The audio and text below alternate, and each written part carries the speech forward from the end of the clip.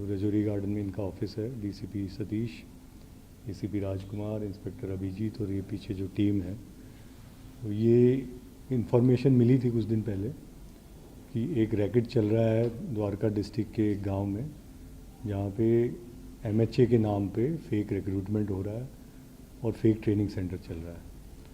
और उस डिपार्टमेंट का नाम इन्होंने रखा हुआ था डिपार्टमेंट ऑफ क्रिमिनल इंटेलिजेंस।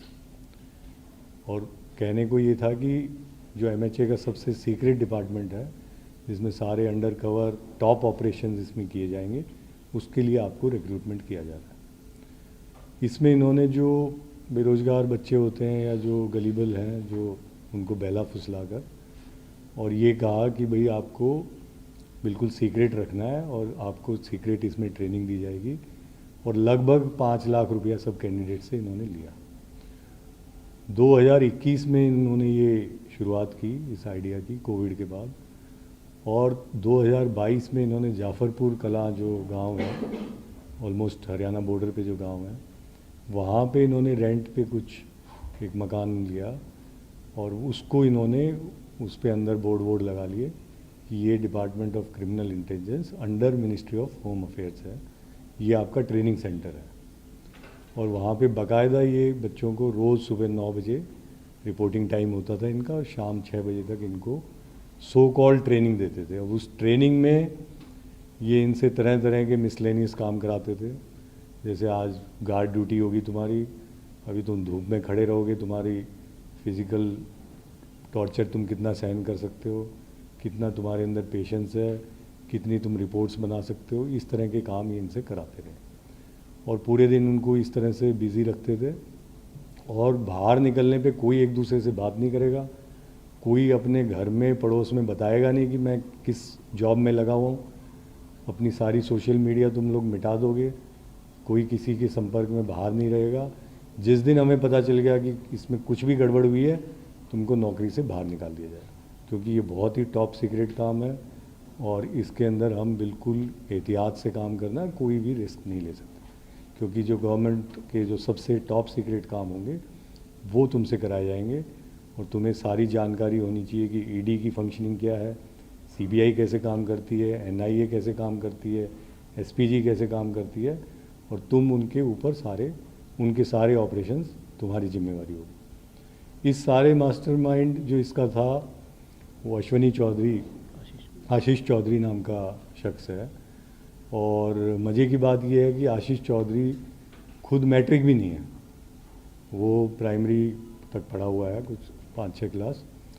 और वो इनको ट्रेनिंग दे रहा था एक डीएसपी बन के कि मैं डीएसपी हूँ डिपार्टमेंट ऑफ क्रिमिनल इंटेलिजेंस का, और मुझे एमएचए ने तुम लोगों को रिक्रूट करके और ट्रेन करके रखा गया। तो इनिशियली इनको ये झांसा दे दिया बच्चों को कि 3 महीने की ट्रेनिंग है, उसके बाद आपको ऑपरेशंस में भेजा जाएगा। जब 3 महीने गुजर गए तब इन्होंने इनको ये कहना शुरू किया कि अभी नॉर्थ ब्लॉक में वैकेंसीज़ पूरी भरी हुई हैं, तो तुमको अभी कुछ साल यहीं पे, जब तक तुम्हारा जो लेवल है वो ये लेवल ना आ जाए जब तुम एमएचए या नॉर्थ ब्लॉक में प्लेस करने लायक हो, तब तक तुमको यहीं ट्रेनिंग करनी पड़ेगी। इस सारे रैकेट को चलाने के लिए इन्होंने खाकी वर्दी की बीच में ट्रेनिंग में ड्रिल वगैरह करनी है, ये डीएसपी की वर्दी पहन के बैठता था जो ये मास्टरमाइंड है। साथ में इनको जो कॉल लेटर जाना है सारी खाकी एनवलप में जाएगा। इनको बाहर बुलाते थे जब शुरू में, यहीं पे नई दिल्ली के जो ये भवन वगैरह हैं, श्रम शक्ति भवन हो गया, इधर पेमेंट पे बुला के तुम्हारे फॉर्म भर रहे हैं, अभी अंदर साहब को जमा करेंगे, फिर तुम्हारे को मेल आएगा। मेल भी इन्होंने बना रखा था department of criminal intelligence @gmail.com, ताकि किसी को शक ना हो। और इनको फिर एक भी पैसा सैलरी का नहीं दिया कि जिस दिन तुम काबिल होगे उस दिन तुम्हें दिया जाएगा। बीच में यहाँ तक कि इनको कि अब तुम्हारा प्रमोशन ड्यू हो रहा है तो इसके और पैसे लगेंगे, उसके भी इन्होंने पैसे ले लिए। और एक आदमी है जिसको कहा कि तुम्हारा तो बाहर का नंबर आ रहा है, दिल्ली से बाहर ट्रांसफ़र होगा, तो तुमको अगर दिल्ली में ही रहना है तो इसके भी पैसे लगेंगे। तो ये मतलब तमाम तरह के जो हथकंडे होते हैं वो पूरे इन्होंने चला रखे थे। और सबसे बड़ी बात यह है कि इतने लोग जो ये बच्चे, कोई जमुना पार से भी आ रहा है, कोई फरीदाबाद से आ रहा है, कि वहाँ पे गांव में चुपचाप आओगे ट्रेनिंग सेंटर में, किसी से मिलना नहीं है, उनको छोड़ेंगे भी अलग अलग ट्रेनिंग के बाद, कि 5-5 मिनट के गैप पे जाओगे, इकट्ठे नहीं चलोगे, नहीं तो किसी को शक हो जाएगा। मतलब जो एक ऐसा डर का माहौल और एक ऐसा जासूसी का माहौल कि तुम्हारी तो आइडेंटिटी किसी को पता ही नहीं चलनी चाहिए, तुम इतने बड़े ऑपरेशन करने वाले हो, किसी को पता चल गया तो देश को खतरा हो जाएगा। मतलब इस तरह के एक माया जाल इन्होंने रचा हुआ था और इस तरह से बच्चे चलते रहे। और बीच में जब हमारे पास ये सूचना आई तो अनबिलीवेबल सा ही था कि भी ऐसा दिल्ली शहर में भी ऐसा कोई रैकेट चला सकता है और इतने दिन तक चला सकता है कि किसी को खबर ही ना हो। लेकिन जब हमने वहाँ पे रेड की तो सारी बातें सच निकली। तो इसमें 3 लोग तो अभी गिरफ्तार हो गए हैं, जिसमें मास्टरमाइंड तो यही है अपना आशीष चौधरी, और इसके 2 एसोसिएट अभी तक अरेस्ट हुए हैं, एक गोविंद है और एक अमित है। तो गोविंद का तो रोल ये रहा है कि उसने कुछ कैंडिडेट्स ला के दिए थे जिनसे पैसे लिए गए थे, और अमित का ज़्यादा इम्पोर्टेंट रोल है क्योंकि अमित सब इंस्पेक्टर बन के रहता था डीएसपी साहब के साथ, और जगह जगह सैल्यूट मारना, और मतलब ये एक टोरा शोरा जो ज़माना होता है कि ये वाकई डीएसपी साहब है, फाइल लेके चलना साथ में, और जैसे गाड़ी से उतरते ही ज़ोर से सलाम ठोकना उसको कि बड़े साहब आ गए, अब सब चुपचाप खड़े हो जाओ लाइन में, और उस तरह का जो एक माहौल बनाना होता था। 1-2 लोग और हैं जो अभी जिनकी तलाश है अभी नाम में, क्योंकि नाम इसलिए भी नहीं बता रहा कि वो नाम मुझे लग रहा है झूठे नाम है, एलियास है, तो जब उनकी आइडेंटिटी फिक्स हो जाएगी, वो अभी अंडरग्राउंड हो रखे हैं, तब आपको बता देंगे। उनकी तलाश अभी जारी। रिकवरी भी इसमें बहुत सारी है, जैसा मैंने आपको बताया, कैश भी है 3-4 लाख, लैपटॉप्स, मॉनिटर्स, प्रिंटर्स, जो एक पूरा ऑफिस का सेटअप था, वायरलेस सेट भी इन्होंने लिए हुए थे, फेक आइडेंटिटी कार्ड सबको दिए हुए, फेक कॉल लेटर्स, खाकी ड्रेस, खाकी सॉक, शूज़, और उसके बाद लोगो बना रखे थे इन्होंने DCI के। वहाँ पे जो ये साहब अपने बैठते थे आशीष चौधरी, तो पीछे एक फ़ोटो लगा रखी थी कि हमारे DG की फ़ोटो है, और उसका नाम भी इन्होंने कुछ मिस्टर श्रीवास्तव टाइप कुछ बता रखा था कि ये DG हैं, इनके तो दर्शन हो गए तो तुम्हारी वैतरनी पार हो जाएगी, मतलब उस टाइप से। तो ये सारा था फेक DG की photo. Of course honourable PM और ऑनरेबल प्रेसिडेंट की भी फ़ोटो लगा रखी थी कि एक जामा पहनाने के लिए कि ये प्रॉपर गवर्नमेंट का ऑफिस है, और फ्लैग लगा रखे थे, इंडिया का flag, department of criminal intelligence का अपना फ्लैग बना के उस तरह से कर रखा था। और इसमें मतलब ये तो जो प्राइमा फेसी बातें, अब हमने रिमांड पे लिया है इसको करीब 7 दिन की, आशीष को, बाकी लोगों को दिया है। और जैसे जैसे कैंडिडेट से बात कर रहे हैं, नई नई बातें आ रही हैं, जैसे इनको असाइनमेंट दे देते थे कि 50 पन्ने तुम 84 राइट्स पे लिख के आओ, 100 पन्ने तुम नॉर्थ ईस्ट राइट्स पे लिख के आओ, फिर तुम्हारी एनालिटिक एबिलिटी देखेंगे, और देखने वाला कौन है? जो 7वीं फेल है मतलब ये, लेकिन उसकी जो पर्सनैलिटी है या जो भी उसने इनको रौब जमा रखा था, वो कभी इनको शक ही नहीं हो रहा था। अभी फरवरी के महीने में थोड़ी खुसर पुसर इनकी शुरू होने लगी कि भाई अब कब तक हम ये सब करते रहेंगे रोज़ रोज़ ये, तो धीरे धीरे बात निकल के आई। और ये वही टीम है जिन्होंने जो निकी यादव और साहिल वाला जो केस था, उसमें भी हमारा यही हुआ था कि जो गैंगस्टर्स वहाँ पे ऑपरेट करते हैं उनके ऊपर ये नज़र रखते, तो वहाँ से वो इन्फॉर्मेशन निकल के आई थी। जब हमने उसको चेक किया तो वो सही निकली कि वो फ्रिज में लाश मिली थी।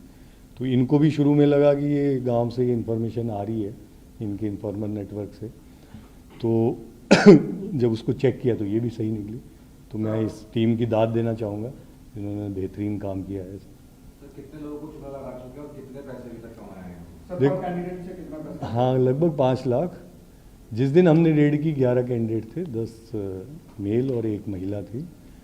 लेकिन और कितने हैं, और भी कई सेंटर हैं, क्योंकि बहुत शातिर है, इसको जितना पूछो उतना बताता है। कभी बोलता है या मैं तो वहाँ से पुणे से भी चला रहा था वहाँ ट्रेनिंग, फिर उसकी डिटेल में जाते हैं तो लगता है पता नहीं सच बोल रहा है। तो अभी इसकी रिमांड पे हम कोशिश करेंगे, लेकिन प्राइमा फेसी ऐसा लगता है अगर ये 11 कैंडिडेट भी हम मान के चलें तो 55 लाख तो ले ही लिए इनसे लगभग। और भी होंगे कुछ जो मुझे लगता है कोई बीच में छोड़ गया हो, कहीं उसको सही में नौकरी मिल गई हो तब छोड़ गया हो, तो वो भी संभावनाएं हैं। सर ये बताइए कि इसमें इन लोगों ने जो ऑफिस बना रखा है, वहाँ पे बैंक ऑफिस, और जो लोग काम करते थे क्या वो सैलरी वाली देते थे ऐसी? सैलरी कोई नहीं दी इन्होंने पैसे लेते रहे इनसे। अच्छा। बोले सैलरी तब देंगे जब आप इस काबिल हो जाओगे और तब आपकी प्रॉपर पोस्टिंग होगी तब आपको सैलरी देंगे, तब तक आपका टेस्ट ही चल रहा है आप कितने काबिल हैं या नहीं है। बोले इनका बैकग्राउंड कैसे दूसरे अरेस्ट में है? तो ये आइडिया है कहाँ से कि दिमाग में ये? इसमें ये तो कहानी यही सुना रहा है जो मास्टरमाइंड है हमारा आशीष। इसकी कहानी तो ये है कि मैं कहीं पहले जोमेटो में काम करता था, वहाँ कोई मेरे को सो कॉल्ड आईपीएस ऑफिसर मिला, उसने मुझे कहा कि तुम हमारे लिए काम करो। अब इस कहानी में कितना दम है आई कैन नॉट से राइट नाउ कि ये कितना सही बोल रहा है कितना सच बोल रहा है, क्योंकि वो भी पक्का कोई फेक ही आईपीएस होगा, अगर होगा तो उसकी हमें तलाश है अभी, अगर वो मिल जाता है तो बातें और क्लियर होंगी। सर सातवीं फेल है ये टेक्निकली इंटेलिजेंस ये सारी चीज कैसे पता, मतलब किसी ने? अरे आजकल बच्चे इंटरनेट देखता है, इंटरनेट पे ही सारी चीज़ें निकालते थे। आइडिया है या कहीं से कोई एमएचए का हो या कोई किसी हाँ वो एजेंसी का कोई आदमी कनेक्ट हो जिसने हमारी सारी जानकारी हो, ट्रेनिंग कैसे होती है, ये सब कैसे होता है? सब इंटरनेट पे मिल जाता है, एसपीजी क्या करती है, एनआईए क्या करती है, ईडी क्या करती है। बाकी जैसा मैंने कहा एक दो कैरेक्टर बाकी हैं, हो सकता है उनके कहीं तार जुड़े हुए हों, लेकिन मेरा ये विश्वास है कि वो भी फेक ही होंगे। कोई जेन्युइन एमएचए का ऑफिसर या आईपीएस ऑफिसर मुझे नहीं लगता इसमें लिप्त होगा, जो जिस तरह की कहानी सुना रहा है कि मुझे किसी वहाँ से आइडिया मिला उससे आइडिया मिला, जो ये तो उस तरह की बातें करता है। अब पता नहीं उसमें कितनी सच्चाई है कि मैं जाता था, वो सीबीआई में लगे हुए थे और वो 2 स्टार की गाड़ी में आते थे, और इसी तरह जामनगर हाउस जाता था, वहाँ इनोवा गाड़ी आती थी ईडी की और वहाँ मिलता था। तो ये सब बातें अभी कोरोबोरेशन और वेरिफिकेशन के लिए बाकी है। सर विक्टिम को टारगेट कैसे करते थे सर? विक्टिम इन्होंने जो अपने क्लोज्ड सर्कल फ्रेंड है, कि सबसे पहली बात तो इसमें सीक्रेसी की थी कि भाई तुम किसी से बात नहीं करोगे, नहीं नौकरी चली जाएगी, तो तुम्हारा कोई खास है उसको लेके आओ जो आगे किसी से बात ना करे। तो उससे पैसे लेते थे और आगे ये बोल देते थे कि भाई ये तुमको इस काबिल समझा गया है और किसी को मत बता देना, नहीं तुम्हारी नौकरी चली जाएगी, तुमको खास सिलेक्शन किया गया तुम्हारा।